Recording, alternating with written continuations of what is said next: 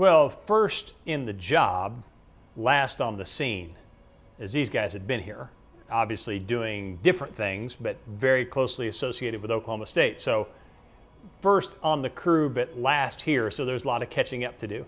And when I say that, catching up, trying to kind of get a feel for the history and the personalities and the characters, not only of the team that I came in to start with, but all of the things that had happened before.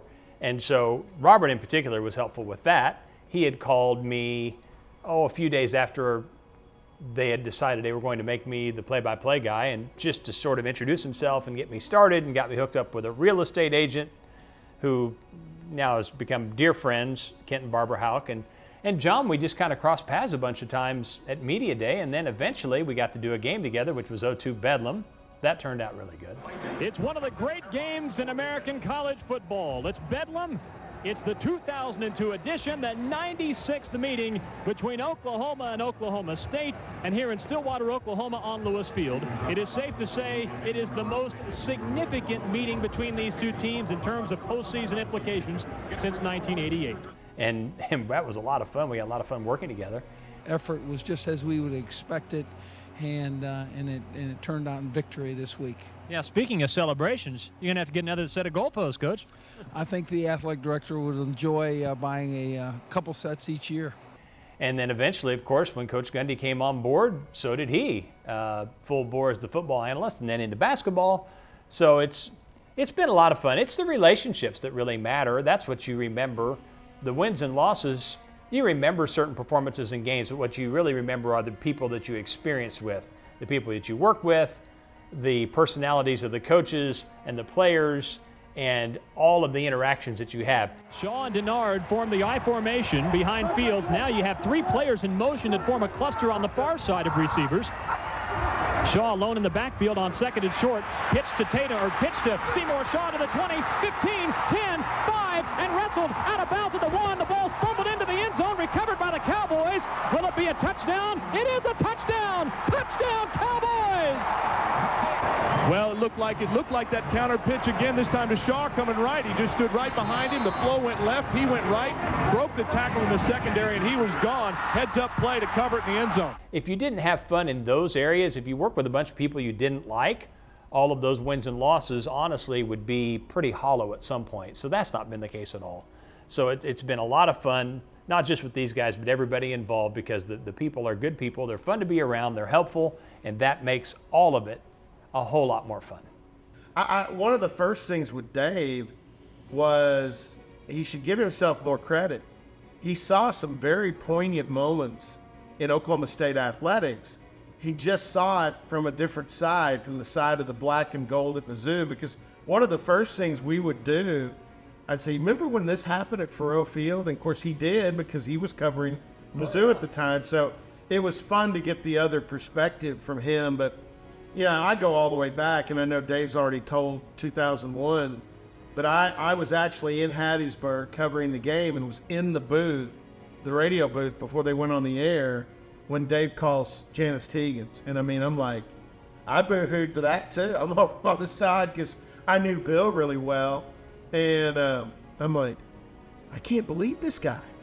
This guy's about to call his first Division I football game. And I knew how hyped he was because we had talked, and Dave was excited as could be, as anybody would. It's a big step in your career, and he takes the time to call Bill Tegan's widow.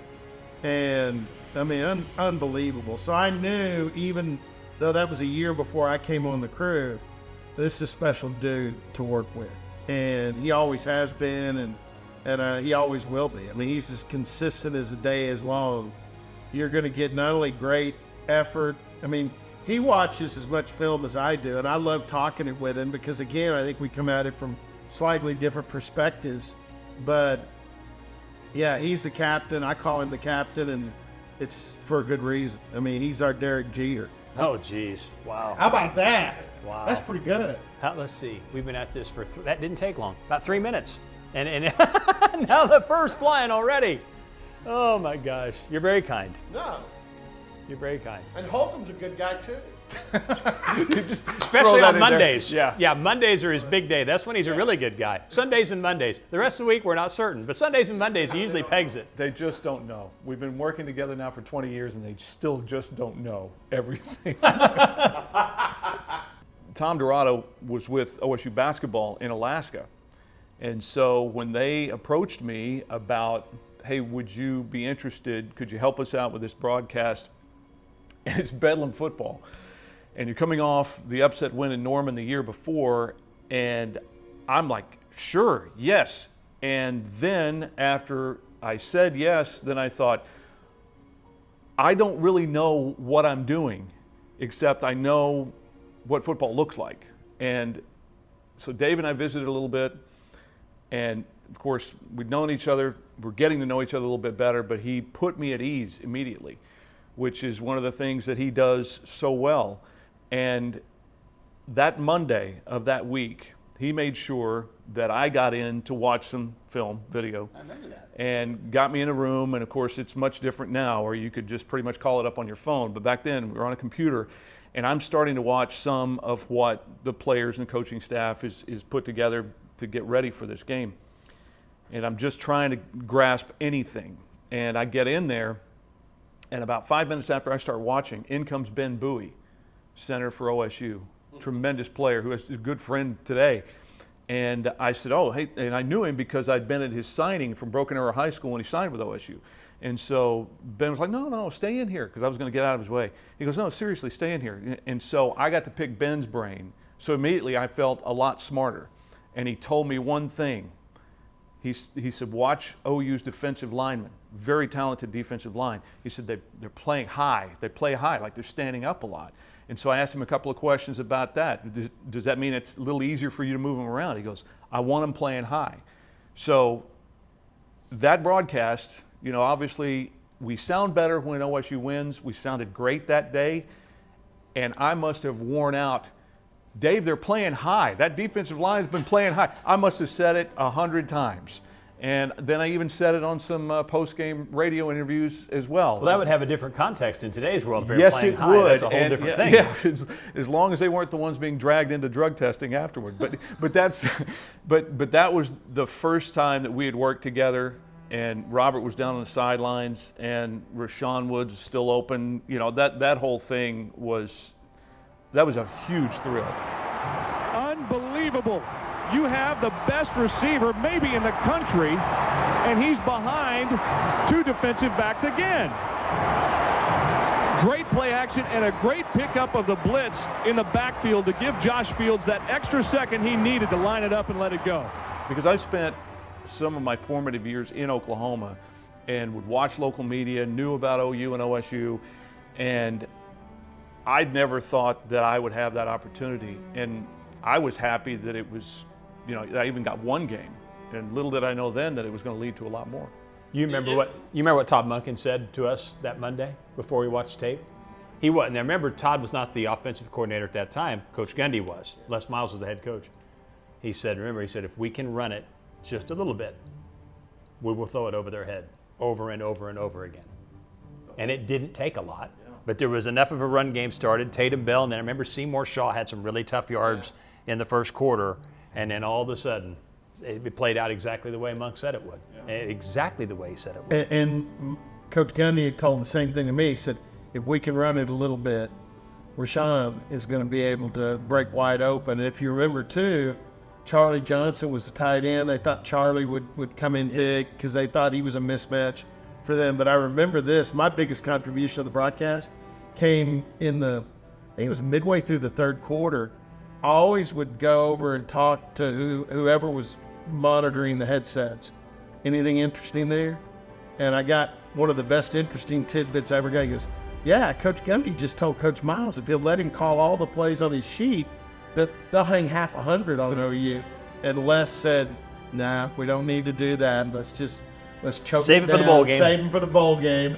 But I came to Dave and John and said, hey, guys, I just got it on the headsets. Coach Gundy's saying if they'll let him call all the plays on his sheet, they can hang half 100. And it was great to say because the term half 100 was a common term used all the time in Norman. Sure. You know, they would always, we're going to hang half 100. Well, you know, Gundy was using that on the headsets just because, he's pretty familiar with the whole Bedlam thing, and he wanted to throw that in. Well, Sooners skipped onto the field that day because they thought it was going to be remember that? And it was it was intentional. Like it was going to be an easy day after what had happened the year before. Do you remember that? I don't want to give out names, but I can see it. I can still see it. It's like, I'm not opposed to skipping, I guess. I'm fresh from seeing Rashawn down in Tyler at an OSU alumni function, and Rashawn was talking about that game, and Josh Fields, I know, has told me many times, Rashawn was getting 5 steps on the outs against them. 5 steps on their quarters on the out cuts. And I'm like, in the NFL, they pray for a step and a half. I know. Rashawn's, and you can see it in the tape if you go back and look at some of those highlight catches. I think the most famous one is the one across the middle. But you see on some of those outs, literally he is 5 steps away from the OU quarter. Fields under center, 3 wide receivers, now changes the play at the line. Willie Young split to the near side. Fields gets a snap, sets up, throws far side. Woods wide open at the 20, down the far sideline to the 15, and knocked out of bounds at the 13-yard line. A gain of 12 yards on the throw and catch. It was crazy. You know, another thing, I must say I feel bad for Tom Dorado in that he goes with the basketball team to Alaska. They get upset by the College of Charleston. And meanwhile, we're here in Stillwater, and we're blowing out Oklahoma at home. I mean, for all those years he worked, no offense to you, but it's like, I've thought about that when we were getting ready to do this. Like, poor Tom, he's up there and we're losing to the College of Charleston. Lord only knows how cold it is. It's a rare loss for us to a team like that. And they had a nice team. I think Bobby Cremens might have been coaching them at that time. It was warm that day, by the way. I had a great day on the sideline. I know. It was just like, oh my gosh. But yeah, that was, and those are the games that put everything in motion. 01 and 02 really. So I think Mr. Pickens was ready to go anyway. I mean, that's the impression we had. However, you needed everybody else to put in as well and to buy in. And I think at that time, everybody was like, okay, they've beaten these guys twice in a row. We're going to a bowl game.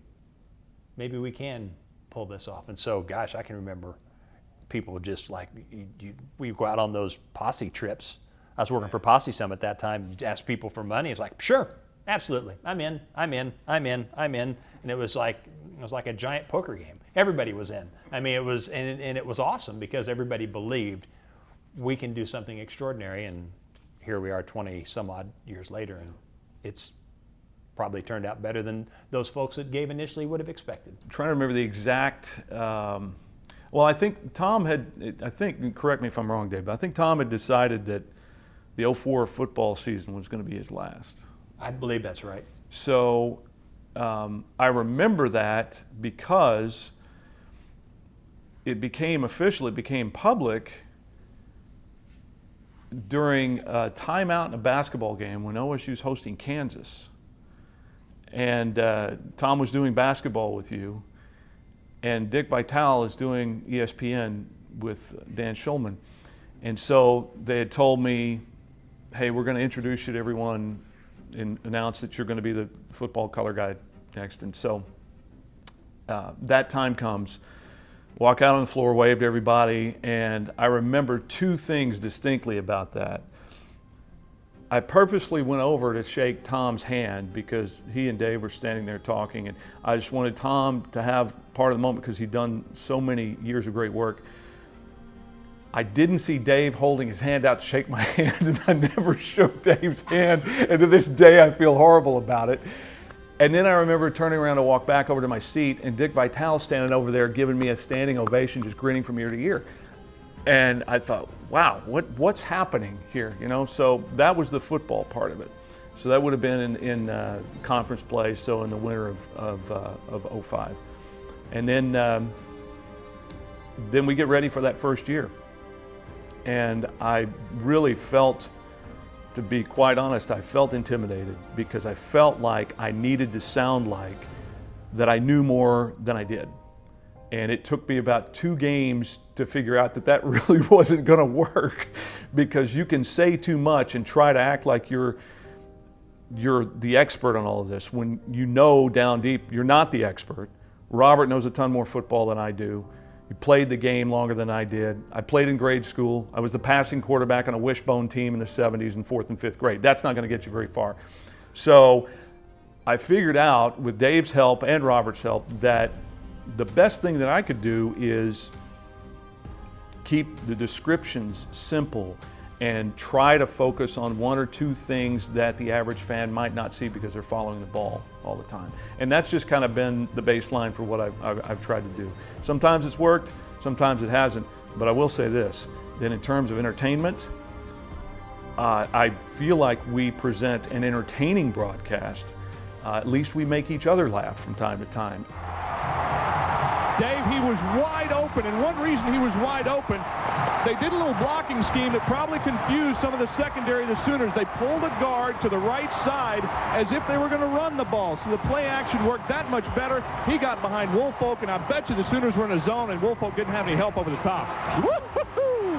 What a start! And Robert being in my ear with what he's seeing from the sidelines, I don't know how guys who did not play the game for years can do it without someone like that, because he's been a tremendous help over the course of 2 decades. Oh, so much. Well, a couple of things. First, your first play is when we honored Vernon Grant. Montana State, we played 10 guys on the kickoff team because Vernon had died in the auto accident, and so we decided to play 10 guys. That'd have been your first play. Your first play was the 10-man kickoff team against Montana State. You're talking about Robert. To this day, probably the best sideline segment I've ever heard, and could be as good as you'll ever hear anywhere, was Texas Tech. They score, Mahomes is in here throwing it sidearm behind his back, over his head, and completing passes and doing what he does. That's the day I said on the air, if he's this good, we just need to quit. It's a nice day. We could go get some golf in. He's that good. Yeah, we're just wasting time. If this guy's going to do this all day, we should just go play golf because I'm going to beat him when we did. But they score. You're going crazy in my ear saying, get it to me, get it to me. And it's like, we got an extra point coming up. And then I could tell by your tone, you really want me to get it to you. So I did, to which you said, keep in mind, Texas Tech uses a position player, Cameron Batson, as a holder, not like everybody else that has the kicker and holder work out. The holder's a punter or a designated guy, and they work out the entire practice. Batson only has, that opens up a little more opportunity for something to go wrong. By the way, an Oklahoma City Millwood guy. And really no offense to him, but he mishandled the snap. Yeah. Then he mishandles the snap, they miss the extra point, we win by 1. Well, he was met outside the goal line, but when he fell back inward, there was no other Cowboy there to stop him from getting over the line. They send the PAT unit out there. Now watch out here. These guys are capable of anything. Batson is the holder. Remember, he's an inside receiver. Cannot rule anything out here. And remember that Hatfield has missed 3 extra points. Snap back, ball down, a kick is on the way. No And good. It's no good. No good. He missed it. He missed it. He missed it with 1:39 left. And the Cowboys keep the lead. It's the 4th missed extra point by Hatfield this year. And it comes at a horrible time for the visiting Red Raiders. Wide right. Wow. It was like, you were all over that. I would have never caught it. I don't know if you would have caught it. It was, and it's just, it's what we, ideally it's what we do, is we tell people what to expect next. You nailed that, and it was like, holy crap, but you can see the replay. We just watched the replay at Sports Media Camp. Kind of juggles it around, timing gets off, he misses it. It's like, holy crap, you just did that. It was so, it's like, that was just epic. It was so good. And it was always fun to beat Tech at Tech, because I don't know if they're going to end up being Oklahoma State's rival, but Tech fans don't like Oklahoma State. Not much. They think OSU copied their horse.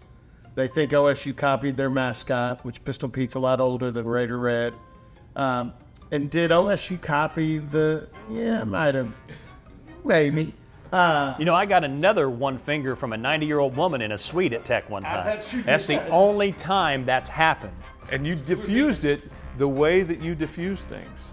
Well, the next year, that was the 60-66 year, and we scored to go up like 56-0, and I look over, and this lady, if she was 90, she might have been 96. And I just glanced over. I wasn't even celebrating. I don't celebrate in the booth, well, that's a big deal. Holy, it's like, that lady is like 95.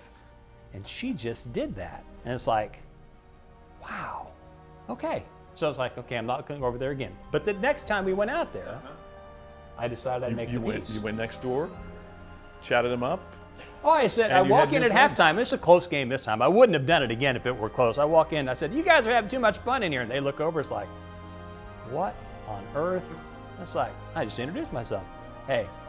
And then we just laughed it up. And they said, nobody ever comes over like that. It's like, well, heck, this isn't life or death. Nobody's dying, and we all want to kick the crap out of OU in Texas. So there's just one time we don't really side up, and it was great. Well, Eddie Neuendorf, Eddie Neuendorf, our spotter, is in there going. Eddie might not have gone over and introduced himself. What the hell is Dave doing? Now, Robert, friends. You can never have enough friends. You need friends in Lubbock. Dave, to your point about Robert, and calling something before it actually happened. I remember this distinctly. 2011, very special year, but it's in some jeopardy in College Station at halftime because it's what, 20-3?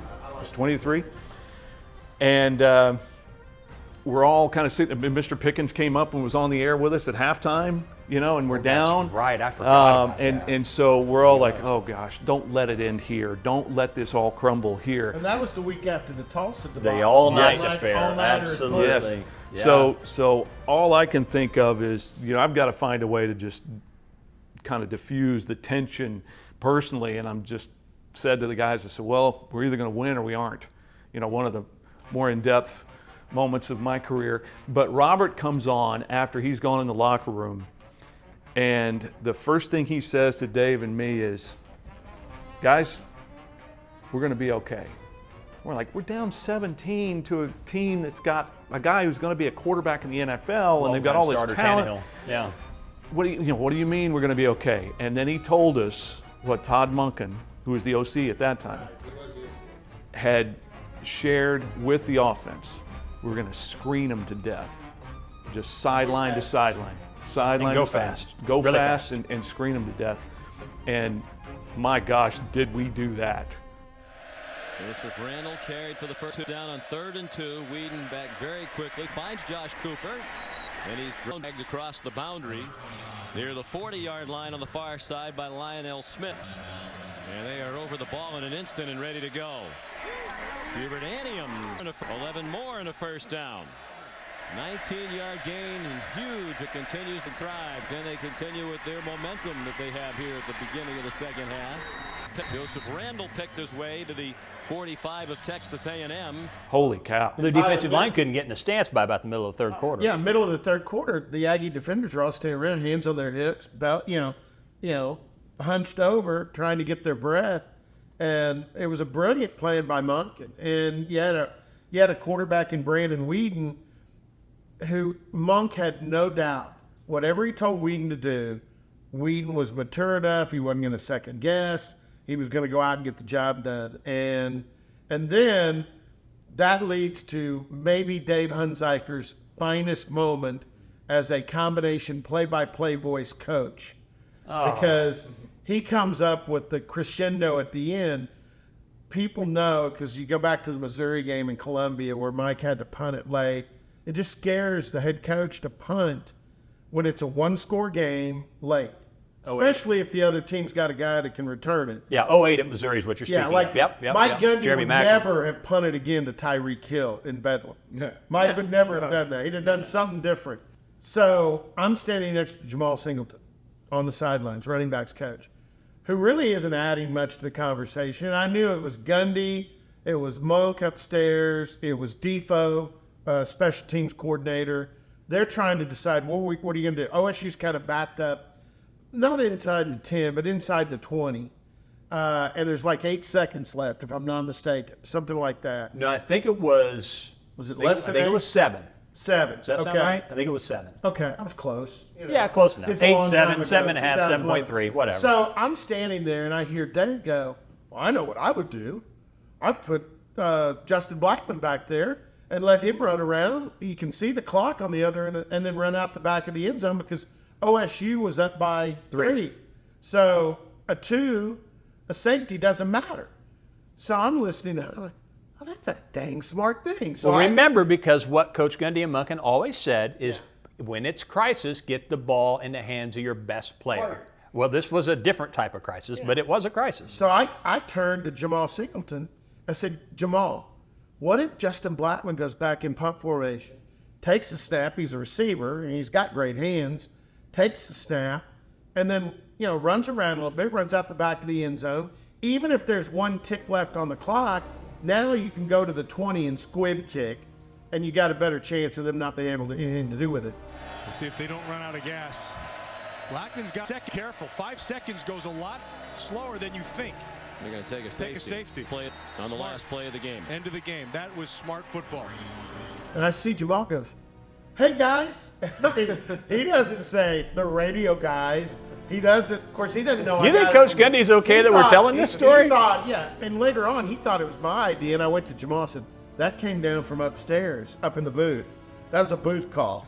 and so, was it last year? Gundy didn't know that was your deal? Mm-mm. Oh, yeah. I wasn't going to tell him. I'm not going to tell him. There's no way. It was the most significant safety in OSU football history. It is the most significant safety in OSU You know what's funny is you're waiting for me, which is unusual because the game's over, we get on the plane. We're getting on the planes, we're tired, and we need food. So you wait for me at the bottom of the plane in College Station to come home. You said to me, you called the last play. And I said, well, yeah, that's my job. Of course I called the last play. No, you don't get it. I said, what do you mean? I said, oh, no, wait a second. I got that wrong. I came up to you and I said, Robert, I'd never seen us work on that before in practice. I've never seen us do that before. It's like, no, you called the last play. It's like, well, yeah, no. You called it. Then you told the story. It's like, oh, my gosh. And then I have to admit the thoughts running through my mind, I need to make sure the head coach never finds out about this. It's probably for everybody's benefit. And he didn't. Statute of limitations was done by the time he found out. Yes, I cannot be convicted. I'm good. That's just one of those weird things that happens. That was just full of weird stuff. We'd played all night in Tulsa. Then that. There was just a lot of strange things. There was a marriage that came out of that eventually that day. Oh, marriage? Yeah. I got to play Cupid with. Oh, that's right. Yeah. For Janine and Glenn Spencer. Glenn Spencer. I forgot about that. And remember, Glenn, that week, that A&M week was so disjointed because Glenn's wife had died during the Tulsa game. They sped him back through a thunderstorm that was crazy that delayed us. Yeah. And then, that week, Glenn's worried about, his wife has passed away. And I remember Mike telling me, I told Glenn to take all the time he wants. He doesn't have to be there. And Mike left to go to the funeral. It was in Georgia on Thursday. And flew back in time he got there in the middle of practice, so we'll run through on Thursday. And Glenn came back almost right after him, told Mike he wanted to go to College Station. Even though he had not worked in practice or anything all week, he had one request. I need my boys on the team playing with. He didn't want to leave his boys behind. So they all go, and Janine comes up to me before the game, and she said, is that Glenn Spencer here? And I said, yeah, he decided. I said, in fact, when I got up this morning, I couldn't sleep. I got up at 5 a.m. and went down. I think I told you guys this. Glenn was in with the GAs watching all the cut-ups from practice that week to get up on the game plan. And I'd gone down to get a cup of coffee because I knew I wasn't going to go back to sleep. That was that hotel we stayed at A&M that we're the only ones there. It was brand new. We had a whole Best Western to ourselves. I remember that. So I get to the stadium and Janine goes, is that Glenn? And I said, yeah. And she goes, are those his boys? And I said, yeah. And she goes, what do you think if I interview them? And I said, Janine, I don't know. I mean, they just lost their mom. And Glenn requested that they get to go on. This is not normal. They're on the trip because Glenn wanted them with him. Coach Spencer, his boys Luke and Abraham, arriving here at the stadium with their dad before the game. Players we talked to during the week, tremendous respect for Mrs. Spencer, and I think Jamie Platnick said it best, those boys are lucky they have a wonderful man as a father. And so she went through sports information. It was Gavin at the time, and then Glenn granted her, his oldest, was able to talk to her and did a good job. It's been a very emotional, very sad week for this Oklahoma State football program. Third from the camera with the glasses is Glenn Spencer, co-defensive coordinator and linebacker coach. Last Saturday night, when they were playing at Tulsa, he got a call that he needed to come to the hospital. His wife, Angela, who received a heart transplant a year and a half ago, wound up passing away at the age of 46 Saturday night. Mike Gundy found out during the game. He told the team after their game that ended at 3:36 in the morning because of weather delays. And it has been, as you might imagine, a very emotional week for Coach Gundy. The staff and players remembering Mrs. Spencer with helmet stickers. Team attended a visitation on Tuesday night. Mike Gundy traveled to the funeral in Georgia. On Thursday, Glenn Spencer was away all week and returned here today with his 2 teenage sons. But I remember the rest of the story is, it was January or February, I get a call from Glenn, who's on the road recruiting, and he goes, you're friends with Janine Edwards at ESPN? I said, yeah. Then he goes, what kind of gal is she? And I go, I think she's great. We knew each other through horse racing and covering that. And I said, man, I love her. She's one of my favorite gals. And she's not the glamour beauty queen. I mean, she came out of being a horse trainer and exercise rider at the racetrack, so she's pretty grounded. And 2 days later, I get a call from Janine. What kind of guy is I said, man, he's fantastic. He's, great guy, God-fearing, and great dad to his sons, and was a great husband. His wife had a lot of health issues, and next thing I know, Glenn's admitting to me that when he crosses country for recruiting, he's making stops in Baltimore. He's finding connections to Baltimore, and then next thing you know, they get married. I'm like, okay. Through that story, there's no question that Robert might be the greatest conduit in college football. Right? Yes, he is. 07 Texas Tech here, and a real turning point in Mike Gundy's tenure here. That was a huge game. And then the win in Columbia in 08 really is where I think we learned how. Mike Gundy calls that the program. Oh, Saturday night in Columbia. Is that true? Do I remember that correctly? We had to call Mac. I could call seems him. like I got him on my seems phone. like somebody. Yeah. I don't know. That may be legend, but remember his study? He had a paper, one of those like cardboard tables from Walmart, Right. and he put that thing in the offensive staff room up against the window, and he's so proud. We go in there, it's about 8 games into the season in 2010. He's like, hey boys, come see my study.